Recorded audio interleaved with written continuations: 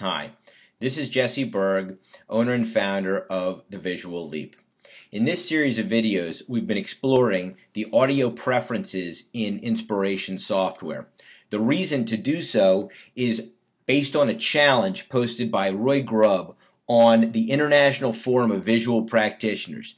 The question was raised to him, how would a sight-impaired person use mind mapping? And this was rooted in a course that an individual was taking who was sight impaired. So I suggest inspiration software because it has many features which could benefit a person who is sight impaired.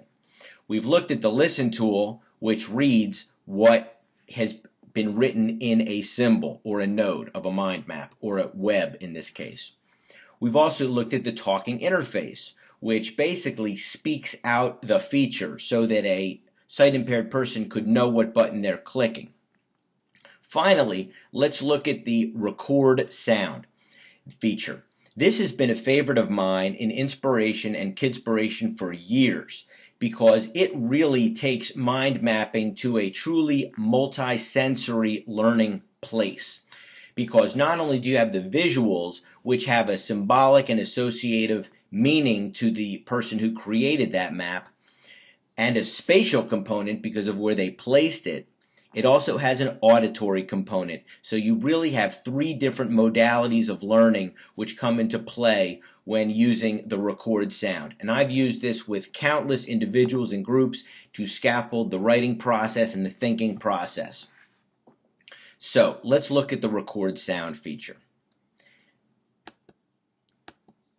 The record sound feature, okay, we have to make sure it's turned on. Let's just double check. Tools, insert video or sound, record a sound. Good, it's enabled. So I'm just going to select it. Now you see the record button, the sound recorder. Okay, and I'll just hit record and hit save when I'm done.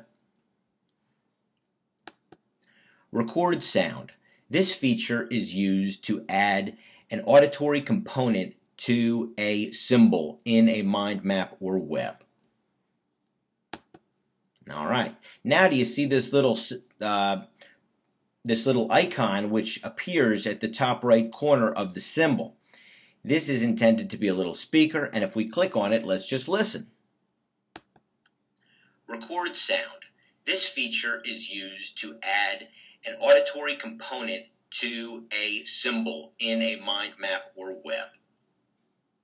Oh, all right, that's great. Now, if someone were mind mapping about the core of the Earth, they may have a symbol like this. Maybe they'd have that linked up. And then they would, let's record a sound there. Tools, insert video or sound, record sound. The Earth has several layers, all of which contribute to its unique composition. I really don't know that much about the center of the Earth. The Earth has several layers, all of which contribute to its unique composition. All right, fine. To remove a sound, you would go Tools, Remove Sound. Now it's gone. And the last thing to point out about the sound record feature, actually since we're dealing with sound record, I'm going to drag that down to there. I'm going to go Tools, and I'm going to point this out.